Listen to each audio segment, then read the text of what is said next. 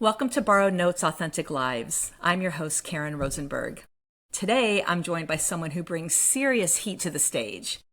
Cameron, the founder and guitarist of Chili Poppers, a tribute to the legendary Red Hot Chili Peppers. Cameron created this band out of a deep love for Red Hot Chili Peppers' raw, funk-fueled energy, and what started as a local passion project has grown into an act known for its high-voltage, spot-on performances that capture the soul and chaos of the original band. Whether he's shredding guitar lines, holding down the groove, or channeling the spirit of the Chili Peppers' wild, live energy, Cameron leads with authenticity, precision, and purpose. We're going to talk about what it takes to embody a band with such an explosive stage presence, how tribute work becomes a personal creative journey, and why music like this still matters to him and to the people in the crowd. Cameron, welcome to the show. Thanks for having me, Karyn. So excited. And I will vouch that I am a little fangirl and very, very excited. And I definitely want to go back. And I was trying to think about one of the first times I saw you guys. So we'll get into that too. At a little small venue in Delray Beach, to now what you're doing now, which is incredible. Arts Garage? Yeah. That was the first. Oh wow, yeah, that was a long time ago. When was that? I was trying to remember. When was that show, Arts Garage? I want to say 2018, maybe. Oh my God. Somewhere around there. Yeah, that's a long time ago now. It's crazy. Yes, iterations of the bands, but really, and I don't even think people realize what they were getting themselves into, and the at that venue, and because now, and you'll talk where things have kind of been, but again, thank you so much for being here for this conversation, for the listeners, for the fans that are out there and want to hear from you. So, I'm just curious, what was your first memory of hearing the Chili Peppers? How, when do you remember?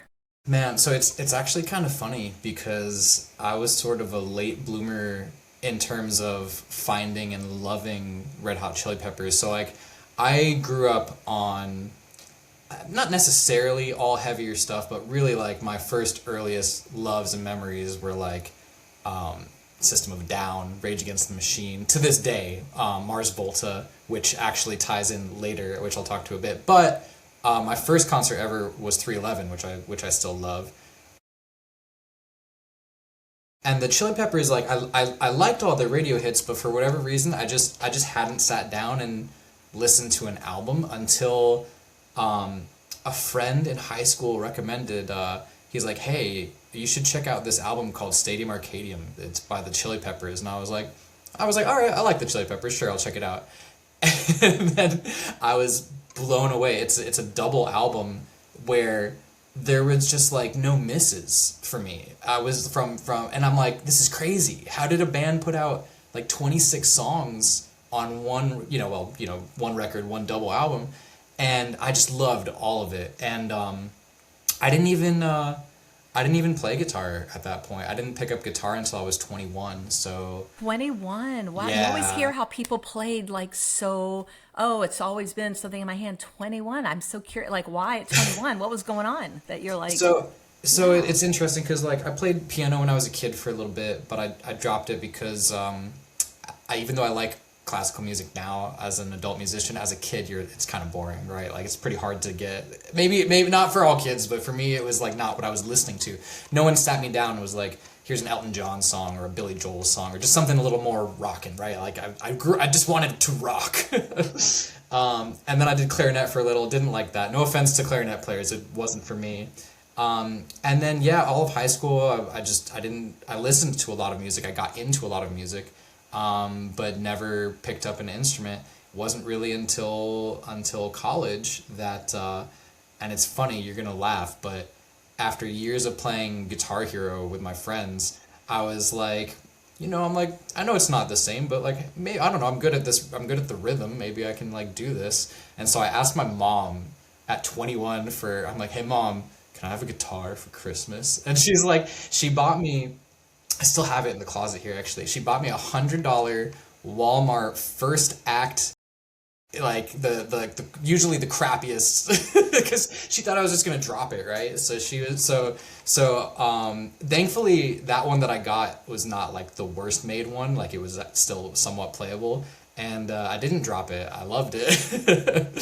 And so I actually I was only in one band before I started the Chili Poppers. I was in a classic rock cover band called Chapter 11 for a while, which is Chapter 11, that's Chapter really funny. 11, yeah, because we were going to file for bankruptcy. Did it actually, like, clearly something, yeah, what Yeah. happened? What was the evolution from Chapter 11 to Oh, Chili so I Peppers? mean, that was interesting because it was all dudes in their like late 40s, early 50s, and then me. And there's nothing wrong with that. Like for me, I loved all the music, right? I loved Zeppelin, I loved Stevie Ray Vaughan to this day. Like all that stuff I loved. But after a while, this is gonna sound like a humble brag. I didn't want this to like to be describing it, but I kept hearing like you're all of the show, all the energy, all of the everything, and they were quite good musicians, but for me personally, I don't want to ever be like the best in any project that I'm in musically, not by like any like clear margin, or I don't want to hear like funny enough, even though like I play guitar in the Poppers, and I don't know if you know this, but I started a tribute to Incubus about a year and a half ago called Remake Yourself. I And think I saw something online. That's really cool. yeah, Oh, tomorrow in West Palm we're doing both bands. We're doing Remake Yourself opening up for the Chili Poppers, and I sing in that one. I sing because I love Incubus. I love Brandon Boyd. I love Mike Einziger as a guitarist too. So it was actually a really tough decision for me. I was like this close on, but at the end of the day, I'm like I don't want to deal with another lead singer. Which all of the people in bands listening right now are like, yeah, that's fair.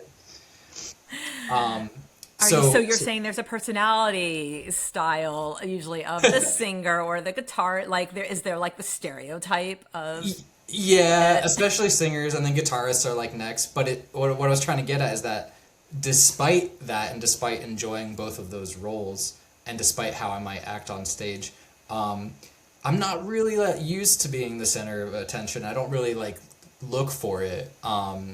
And so in that project, it was like I was like, oh, I want to like move on. And then on top of that, there were some political differences, but we'll save that for a different That's podcast. it, right? Totally. Music brings everyone together. This is right. Peace and love. Yes, Yeah. exactly. But so yeah, after that, honestly, I had just wanted to make sure that the next band that I played in, I did nothing but play music that I loved. And that's one of the things that really, I knew nothing, absolutely nothing about the band scene. Like I'd seen like one Led Zeppelin tribute band and they were awesome. And that was like my whole experience with tributes. And I was like, that's amazing. Like, you get to play your favorite band's songs. So I'm like, I want to do that. And so funny enough, at that time, I was like between starting either an Incubus tribute or a Chili Peppers tribute. And I went with Chili Peppers because John Frusciante, like, I don't know if I like to show off my tattoo every time that I Show it. can, If but for those that are listening, he is showing this most amazing. Can you describe it? Wow, it is stunning. It yeah, is. so it's a combination of a bunch of important things in my life, mostly musical influences. Obviously, you have the Chili Peppers asterisk logo. You have a Stratocaster that's based off of both John Frusciante's and Stevie Ray Vaughan's Strats. They play similar Strats, and I have sort of a homage to both. But instead of the SRV, it's got my son's initials there. Um, and then this symbol here, which looks most people don't recognize it, is actually from an album by a band called Dredge. I don't know if you've ever heard of that band. No, have not. Most people haven't, but they're one of my biggest influences of all time. They're amazing, and I highly recommend that you check them out sometime. DREDG, Dredge. Yes. I love it. That is beautiful and meaningful. I love all the symbolism and what that represents for you. That's awesome. Thank That's you. awesome. Yes. So yeah, I just was like, I just don't want to play any song live that I don't feel super passionate about anymore. Which no matter what, and if you're in a cover band, I haven't met a musician yet that's played in a cover band that loves every single song that you have to play for people. Like, if I'm sure someone out there somehow managed to nail it, but it's pretty rare. Like, eventually you play something that you're just like, all right, it's just for the people, not for me. So I wanted to be selfish. I wanted to, I just wanted me to be happy. Totally. Hey, I appreciate that. What would be a song that you have to play, but you don't necessarily really want to play it? You're playing it, it's what gets the crowd going, hypes everybody up, but you're like, what if we just skip that and play this instead? Like, I really want to play this other one. What would that be? Oh, for like a cover band situation? For the Chili Poppers, for your shows. Oh, see, for the Poppers, there's almost nothing like that, because I just love I'll be honest with you, the song that I least look forward to playing is Snow, because I think it's a fine song, even though it's not my favorite, but it is the hardest song on guitar, believe it or not, to sing and play that riff at the same time, and it's an endurance, like, your hand dies as you play your, like, it's the technicality plus the fact that it's never been my favorite song ever. So that's the only one that when it comes up to the set list, I'm like, okay, here we go.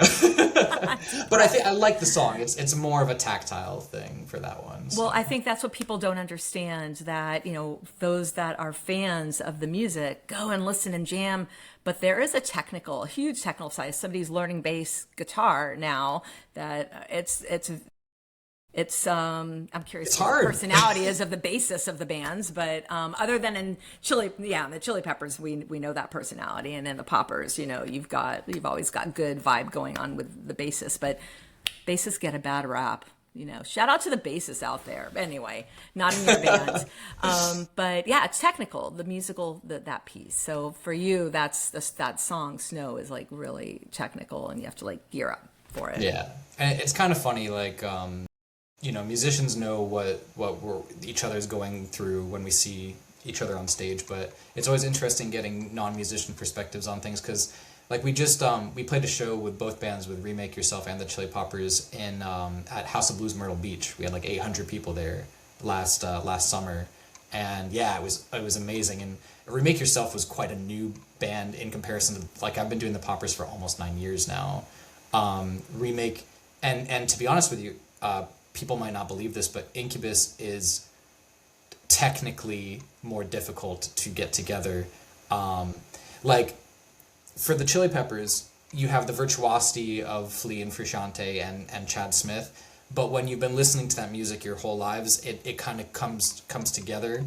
Incubus has these very challenging progressions and intricate parts and weird time signatures and all this stuff that it truly is been a more demanding project than the Poppers, which some people don't believe. But it was really funny because someone told the guitarist, his name is Chance, in Remake Yourself, they're like, "Man, you never smile on stage. You look like you're miserable." And he's like, "Really?" And it's because he's focusing, because I'm like, this shit is hard. And Flea actually had a similar quote. Someone asked him in an interview. No, I'm sorry. It was on stage. He came and he's like, I know we love, and it's like, "We love all of you.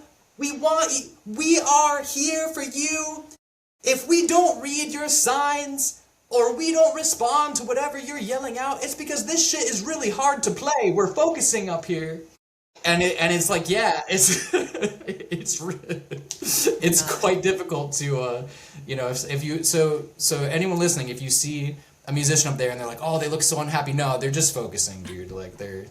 I love it. That's what people. Yeah, I love that, because it's the question often I'll ask is what do people not understand about being a musician and a tribute musician that's bringing the life of that band to everybody, that, yeah, you're focusing, you're concentrating. It's like, it's a very inward process too. So to be on and to get it, for sure. Yeah. Yeah, absolutely. And once again, it's like different kinds of music has different levels of challenge and whatever, but at the end of the day, no matter what, people are putting on performance, and as if you can see or hear the passion, that's all that really matters, and none of the other stuff really. I mean, maybe to an, an audience member, they'd be like, oh, I wish that the person was like looking like they're more into it and stuff, and I get that, but yeah, like you gotta respect when people are just trying to put their heart and soul into something, no matter what it is. Well, yours shows. I think you guys totally get into it. If you haven't gone to a show, you need to go to a show. I mean, they're jumping around, they're taking clothes off. They're appropriately. Their socks flying. Their socks flying. They're running around. They're laying on the. There's energy. So I think you guys always look like you're having a really good time. So we are. Yeah. Because the music means so much to us. That's really the key to everything. So yeah. So that's a perfect segue. What does the music mean to you, and how has it shaped some of your own identity, maybe your own kind of your meaning and purpose in your life of what you're doing? How has that kind of shaped some things for you? Man, I almost don't even know where to begin with that one, because music to me, they say that music saves lives, and it does, and it's like not only saves lives but makes everything better. When you find music that you love, that really attaches to you, it changes your life. I mean, and I'm not for me, it's really interesting because I never imagined that my love of the Chili Peppers and listening to Frusciante and his solo stuff, his stuff with the Chili, him and Flea. I've listened to him and Flea jam for hours, just and I could for I never imagined it would lead to all of this. I never thought that oh wow, I'm going to be in a band that's touring around. We got to play in Ecuador one year. We got flown out to another country and got to have a paid for vacation where we not, it's not just about making money, but we got to, I love travel and experiencing other cultures, and I think if anyone who has the means, you absolutely should do as much as you can, because it really opens up your world, makes you a more empathetic person, in my opinion. But it was just wild, and it was like a dream come true. And when I started this, I was just I just want to have fun. I want to play Chili Pepper songs all day. And even not counting that, what music has done for me in my life and so many millions of others is intangible. It's music to me is one of the, I hate to say it's one of the few things about humanity that's just inherently good. That sounds, but you know what I mean? Some stuff is a mixed bag. Some stuff is not great. Some stuff is good, but maybe with a little bit of oh, I don't know about that. But music is just this inherent thing to us as humanity that is just amazing. For sure. And I think you raised such a good point about what travel does in understanding and learning about so many other cultures, and really what music even means around the world. If they say music's the universal language, we don't have to speak the same language, but you can go hear somebody start performing whatever maybe their indigenous instrument is or whatever that is, and just feel the vibes, and it's a good thing. So that's super cool. I'm so glad you got to have that experience, and I hope you get other travel opportunities. You deserve it. You guys really do. Thank you. Yeah. It's it really is amazing. So music means more than words to me, and not just extremes more than words. Truly more. Yeah. No, truly more than words. For sure. So kind of thinking about that emotional reward or the personal reward that it gives you, it's got to be exhausting too. How are you balancing it all out? And the stuff you guys do is really super physical. So what's your as a therapist, I think about self-care. What do you do to take care of you? How do you create that balance of just navigating what you're doing? Yeah, that I'm not sure. I got to ask myself that more often. It's interesting because none of us do this for our primary income. We can't, as much as we would all love to. I keep hoping one day to win the Powerball so I can just take my friends and my bands on a world tour and not have to worry about anything else. But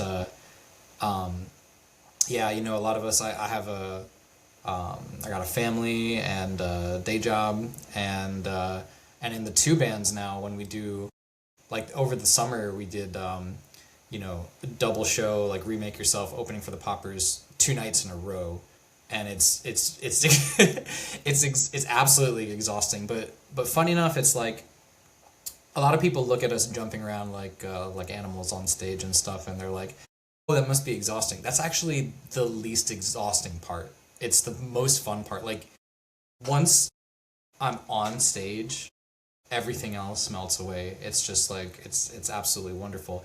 It's everything before and after that sucks. You mean you don't have roadies that are like setting up and tearing down and like putting it in the van?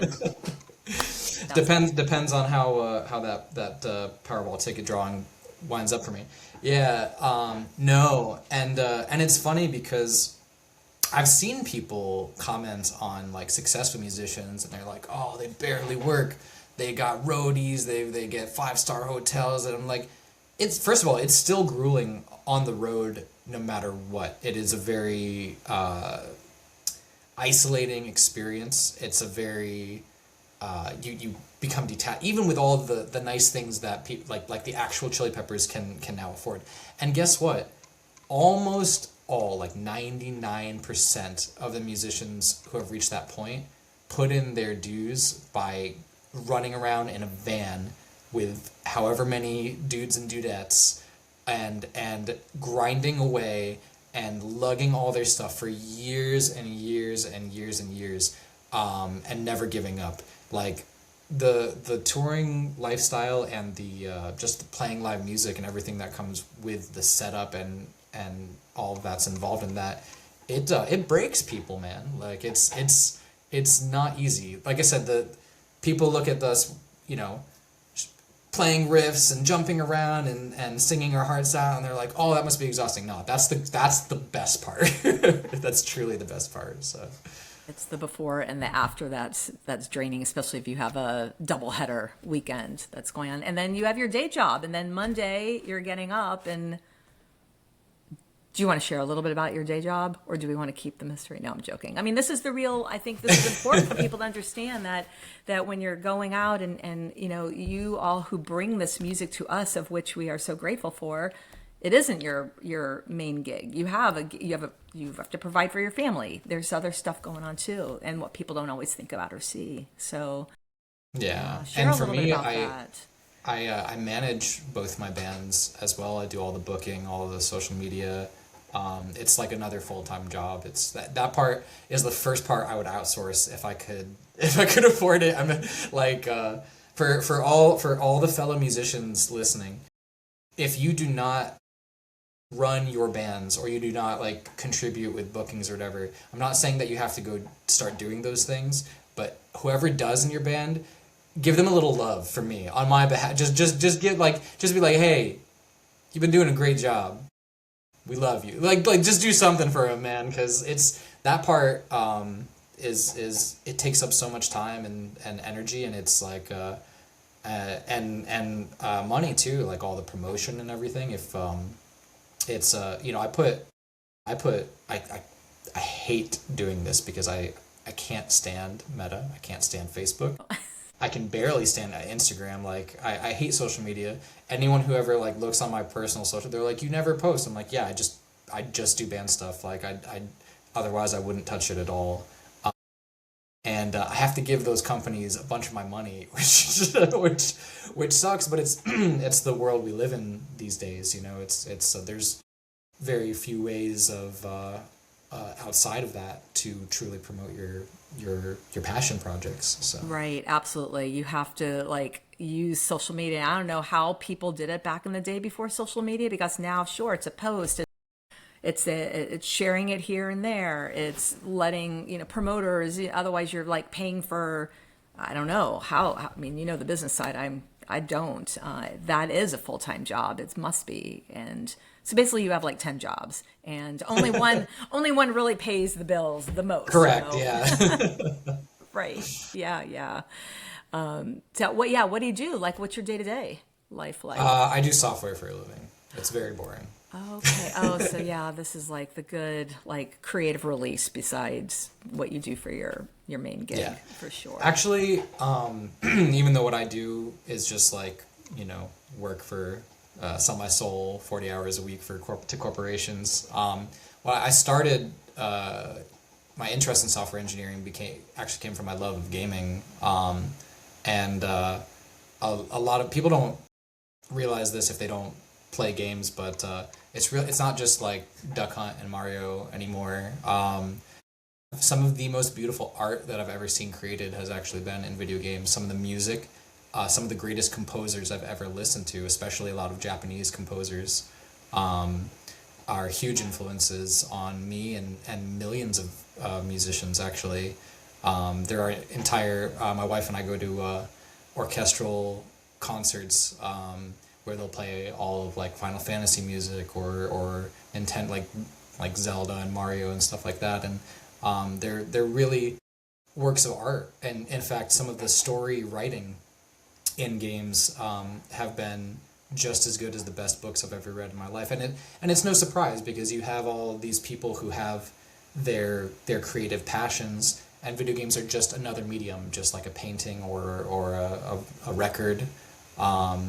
And in fact, they kind of combine multiple medias, right? Like you get the writing of a story, you get the music from the soundtrack, and they have to combine these elements to all work together. So it's actually very fascinating. So that's what I started out wanting to do, and then when I was about to graduate and looking for a job and everything, the video game industry unfortunately chews up and spits out developers quite readily. They get overworked and underpaid, and I was like, I didn't want the passion to die, which happens to a lot. So I wound up just going with standard software dev stuff. But yeah, so that's one thing with passions, man. Like if they turn into just work, you can burn out really quickly. So it applies to everything. It applies to music too.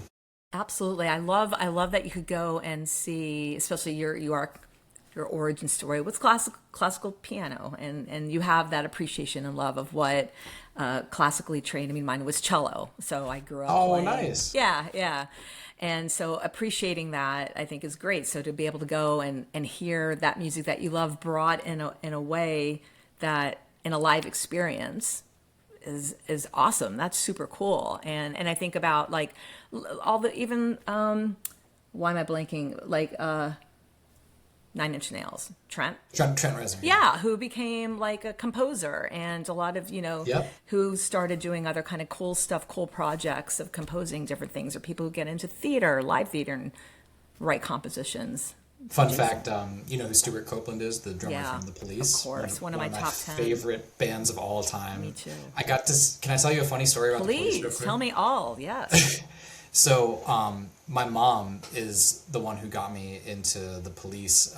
She used to play Synchronicity on like repeat in the car, and she's loved Sting forever. Had a crush on him forever. Well, I mean, of course, like Who dude, doesn't? I was gonna say it's Sting. Like I'm straight, but if I wasn't, like it's Sting. Like what are you gonna do? And when they did their reunion tour back in like 06, 07, to the show in Miami, and we had great seats, and there was this opening band that I'd never heard of called Fiction Plane. The openers were Fiction Plane, Maroon 5, and then The Police came on. And Fiction Plane was this 3-piece, and they had a pretty cool sound, and the singer was playing bass, and I was digging them a lot, and it was like police-ish inspired sound. And my mom taps me on the shoulder. She's like, Cameron, you see that guy singing and playing bass? I'm like, yeah. She's like, I think that's Sting's son. And I was like, oh, do you know who that is? And she's like, no, I've never seen him before in my life. But he looks exactly like Sting when he was young. And I was like, I kind of rolled my eyes. I'm like, whatever, mom. It's probably just a coincidence. And then so the Fiction Plane finishes their set, and I wanted to get a CD. They were sitting there signing CDs, and I'm like, yeah, let's get I want to get a CD. And she goes and she asks him. She's like, excuse me, are you Sting's son? And he goes, why, yes, I'm Joseph Sumner. Gordon is my dad. And I was like, oh my God, that's how strong of a crush. Ladies, if you think that you loved Sting, my mom identified his son without ever seeing him before in her life from like 20 rows back in a stadium. Okay, like she called it. Like That's hysterical. That I love. Nice accent too, by the way. You really like oh, tied thank that you. all together. That was great. I was there. I was in that experience with you. That is really funny. Well, I Yeah. think it's cool, and those of us, I'm probably closer. Or I don't know how old you are, and I don't know how old your mom is, but I can appreciate I'm probably in the same generation of your mom, and like so many of our favorite musicians whose kids now are all playing too is just amazing. I mean, look at like even from John Bonham to Jason Bonham with the Yeah, Zeppelin doing experience to his own son Jagger now playing. I mean, it's like it's very cool to see. yeah, Or Sean Lennon and Julian both. And Eddie Van Halen and Wolfgang. I oh, mean, dude, yeah, and he's an amazing. He gets and what do you it's think of so. them? Oh, I've Mammoth is a great band, and it's funny because, they people are so terrible. It's like I hate to like not all. There's plenty of good people, but when people have an anonymity, on the internet, um, just directing all this like stuff like with about him in comparison to his dad, and it's like he's literally doing everything on from his heart and soul. Like people talk a lot about authenticity in terms of music, and we're all inspired. It's like it doesn't matter if the inspiration came from your dad or the records you listen to. We all rip each other off constantly. All musicians rip each other off constantly, and it'd be nice if people were a little more kind and understanding in any ways. But yeah, Wolfgang tears it down. Anybody that oh wait, we're allowed to You're freely swear, right? yeah, We're not. This yeah, isn't a for sure. PG No, I get podcast. to click a button that says not for kids, so you're good. Okay, perfect. Yeah, anyone who talks shit about him or about these and don't worry, like when you're with your friends and you want to talk shit about a musician, by all means, that's exactly what it's for. But if you're in a public forum like the internet, or you are like leaving comments somewhere and stuff like that, like just take a second and think, like, is this worth my time and energy as a person? Because it's probably not. It's probably really not.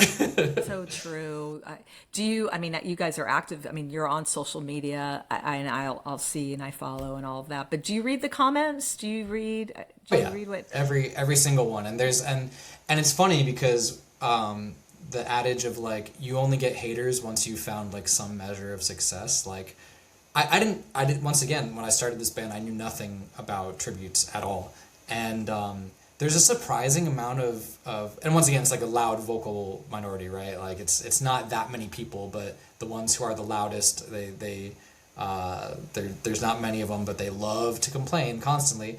And it's like, oh, you're riding off the coattails of a famous band.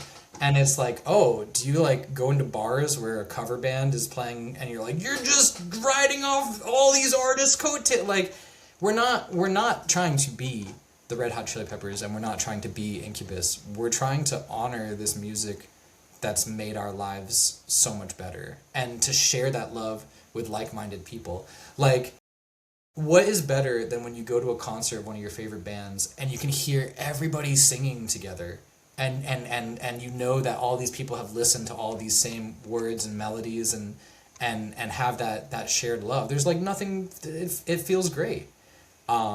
So yeah, to all the haters, you can suck my kiss, because we really we don't care. We love doing this because we love the music. And guess what? I hate to break it to you, the coattails don't take anyone very. None of us are rich. None of us are making much money off this at all. Okay. Oh, that's so funny. Oh my God. If we were, we'd have roadies. Right, exactly. Oh my gosh. I'm remembering when the Chili Peppers came to town, and I think you must have done a post. I think you guys were like sitting outside of, it was was it the West Palm venue? It was the West Palm one. With Yeah, like yeah. your sign or something. So what's it like for you when you go to see them, when you see them live?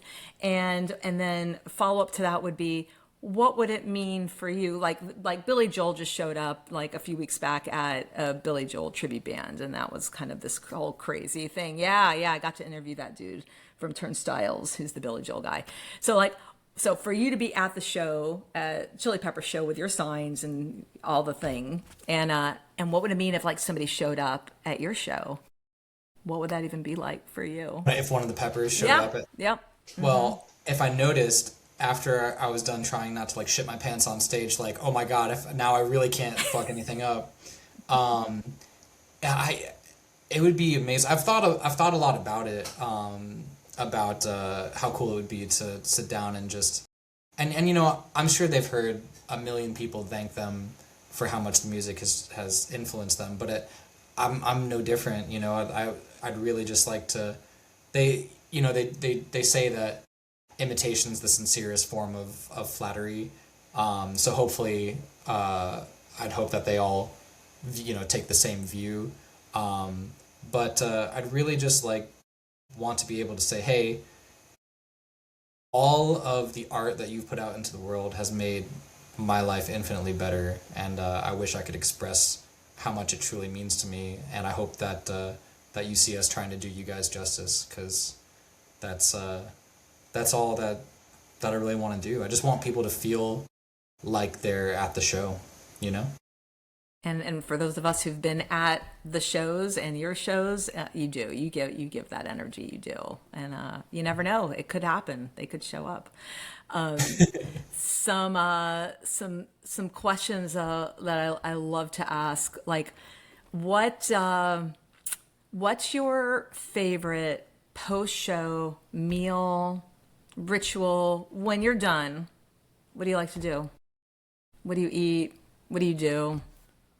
So, leading up to shows, especially now that I'm like not just singing harmonies, but like singing lead in Remake Yourself, I have to eat extremely healthy and carefully, and probably the best is this isn't a ritual, but like a lot of times after a show, I'm like, oh, fuck it, I just want to be happy.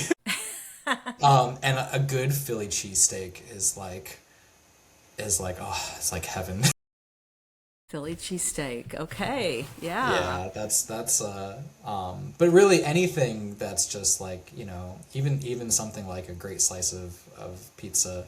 My favorite thing to do, especially when we're traveling, is like find somewhere new, because I'm really, really big into food. I'm a huge foodie, and it's funny because I like when I'm usually like, they call me like the tour dad, right? Like like oh, we need to go eat, we need to go out, and I'm picking out all these places, and my hit rate on picking out great places is pretty high. It's like over 90%. But every now and then I get bamboozled, and we were in Atlanta. We had just played a show at it was either in Woodstock or Beaufort, which are I don't remember which place it was, but there was this one place that looked like they had great reviews. It was supposed to be like a really good brunch place, and we went, and it was pretty mid, and I was devastated. I was like, oh, my success rate, no, you can't do this to me. But yeah, just exploring new places, and I love all sorts of cuisines, everything from Japanese, Ethiopian, Ooh. Italian, everything. I just love food. Me too. Oh, I love Ethiopian food. It's so good. Oh, it really is. Yeah. It is that spongy bread. Bring it. It's so yummy. Yes. Yeah, Yes. Oh, you know what's up. You know what's up, I Karen. You do. got I the love all the ethnic foods. Yes. What is there a pre-show ritual? Like what are the energy for you like right before you're going to get on stage and that feeling?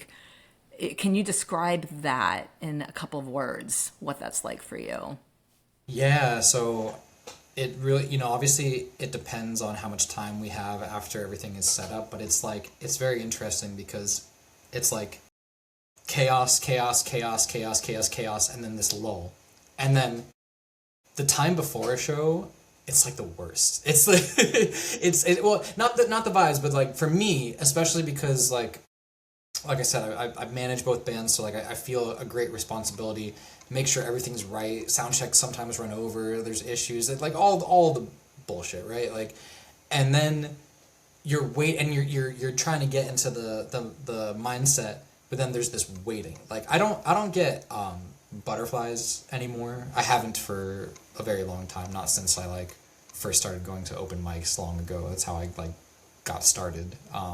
Really? Oh, I want to hear Yeah, about yeah, the open mic experience. yeah, and but pre-show, usually there's a lot of merriment amongst the crew because we're doing like vocal warm-ups that sound silly as fuck. Like if any singer out there knows, you're doing like "Mommy made me mash my M&Ms." You're doing like this, just the most ridiculous fucking shit for people. And sometimes you're like, well, what if the audience can hear? Wow, it doesn't matter. Who cares?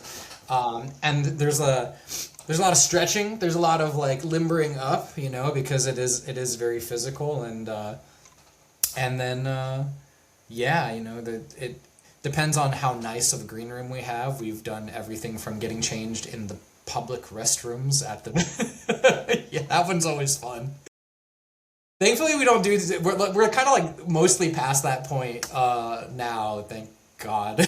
But we did a lot of that. But yeah, we just try to enjoy. Chris, my bassist, and I, we usually have our instruments backstage, and we'll do some warm ups and some a little bit of jamming and stuff like that.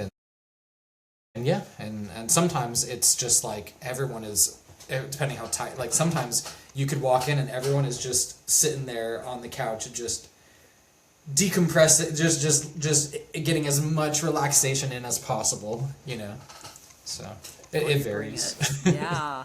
I'm curious. So you mentioned open mic. I'm thinking about, for somebody like me, how did you be able to go and clearly you're a heck of a lot more talented. That's why I just play on myself and but no, like somebody like get in front of an open mic. I am so scared to play in front of people. Like it is, I'm like immobilized. Yeah. I am not more talented than you. Well, you're I have put more time into it. There you go. Okay. That no, and that's a very important distinction because, like, look, no. This is a real thing. I go over this with my kid too. There is such a thing. When people say natural talent, it generally means the rate at which you acquire information. Like some people learn faster than others, but there is nothing. Absolutely nothing can be done for progress without putting work in. And it really is a measure of the time you put into it. A lot of people are like, oh, I'm just not talented enough. I'm just not skilled enough. Talent and skills are things that are developed. And it's purely a matter of how much time and how you practice. Those are those two factors. So anyone, I mean literally anyone, can become good at their instrument if they dedicate themselves to it. Robert Fripp from King Crimson Oh yeah. was tone deaf. Yes. For years and years and years and years of his life, completely and totally tone deaf. And if you've ever heard someone tone deaf try to sing, you'll know that you'd be like, oh, this is a lost cause. Most people are like, this is a lost cause. It's not. It doesn't matter where you start from. I didn't pick up guitar until I was 21.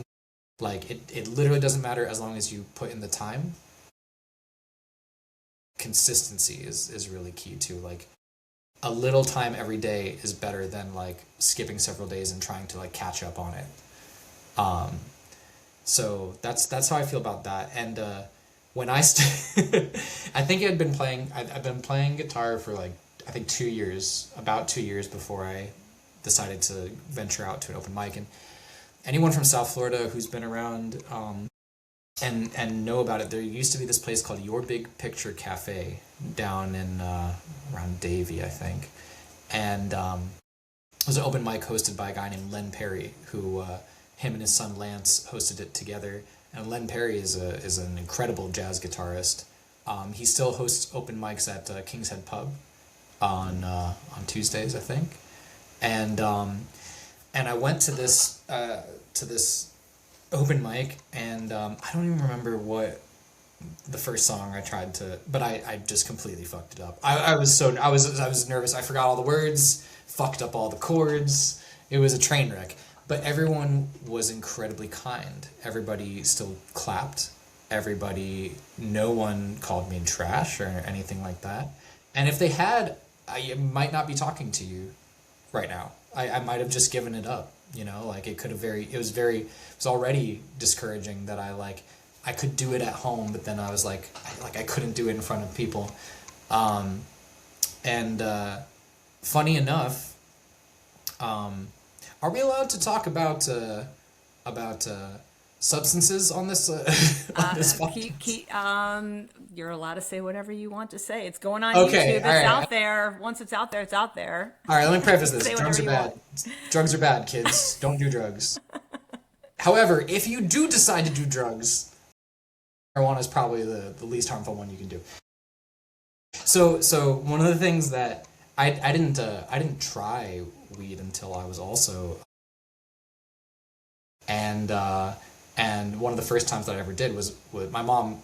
Is one of the most functional potheads I've ever known in my life. She raised this woman came to this country when she was 13, didn't speak a lick of English. From where? From Lebanon. I'm half Lebanese.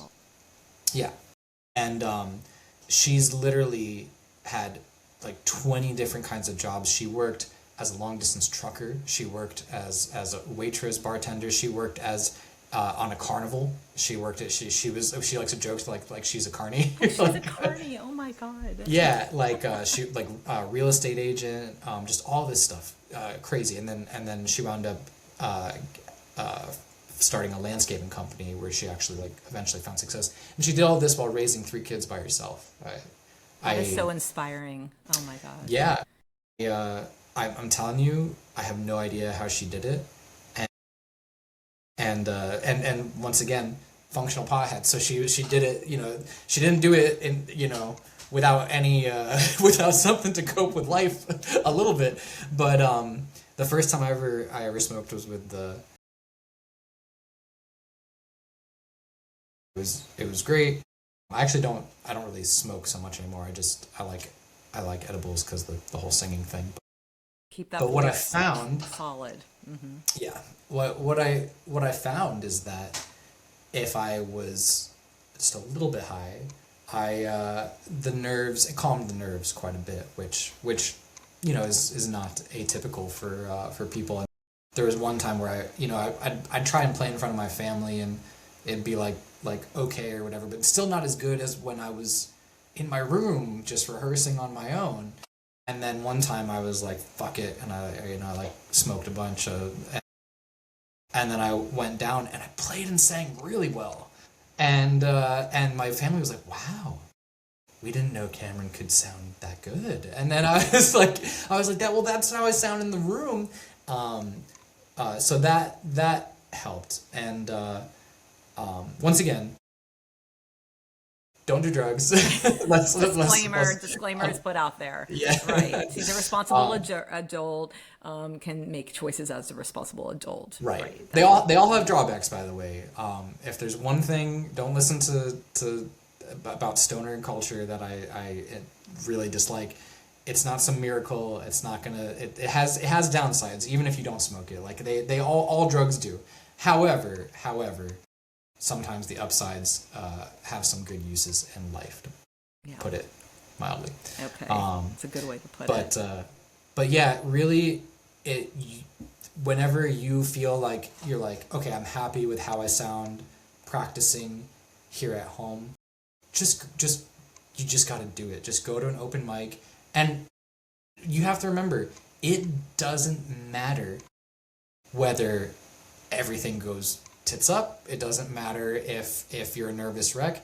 Just put yourself through it, and you'll come out stronger on the other side. And that applies to like a lot in life, right? But that's it's the only way. There's no like, oh, I just want. I mean, some people they'll like record themselves and put the videos online, and they feel more comfortable with that first. But like, whatever helps you as a transitionary step. But just do it. I've been doing that. I'm doing that a little bit. I'm starting a video, but there you go. You know, maybe 20 years from now, I'll be at some open mic. Yeah, I always love to ask this question too. What's something that people would be surprised to see in your playlist that you're listening to that they are just not expecting that you'd be listening to? Anderson .Paak and Mac Miller. Help they're me. they're Rap? Rappers, Okay. hip hop artists. Probably a lot of instrumental video game music. Depending how well they know me, like I'm a nerd at heart. But yeah, like after seeing me on stage, if they saw me listening to like a very beautiful, like classically inspired piece on a video game soundtrack, they'd be like, "Huh, that's weird." But no. The one thing that you probably won't ever catch on my playlist is pop country. I can't do it. With you. And country itself is actually a very diverse and pretty cool genre. Especially I like old school country because it's very soulful, very much akin to the blues. You know, like Chet Atkins and Hank Williams Jr. Hank Williams and Jr. But you know, there was a lot of soul behind it, and you'll find this in lots of genres, like even pop as a genre. There is pop that has soul behind it, or at the very least there are like really well written pop hits, and then there's kind of the more mass produced style of pop. And everyone has like a different line where they draw for that sort of thing.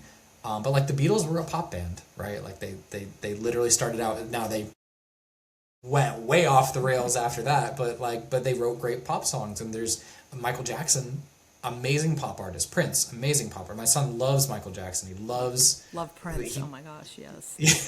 he's doing a season with School of Rock now. He's been playing piano, and it's Michael Jackson versus Prince, and it's so funny because he knows nothing about Prince, but he loves Michael Jackson, and I'm like, all right, well, now you're playing on some Prince songs, and he's like doing "Let's Go Crazy," and I hear him like singing it sometimes now. I'm like, yeah, dude, Prince rocks. That is so cool. Is he playing guitar? What's he? He's playing piano. Oh, piano you mentioned. Okay. Oh, very awesome. Love that. Yeah. So, but yeah. Yeah, my playlist, most of what you'll see on my playlist, you probably be like, that makes sense. Okay. And this question, you know, this will kind of close us out before I ask how can people find you. I'm a grief therapist, so I always am curious about, especially from a musician standpoint, what's a song or two that you would want played at your funeral? God forbid, a million years from now, you better be here for a long time. But what would you want played at your funeral, celebration of life, or whatever? What song or two? I'll give you. You can have two. I won't narrow it to one. Yeah. So clearly, only grief therapists think about this stuff a lot, not the rest of the world.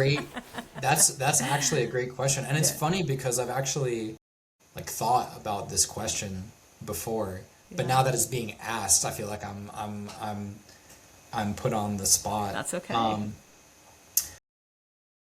Artist, if that's easier. Yeah.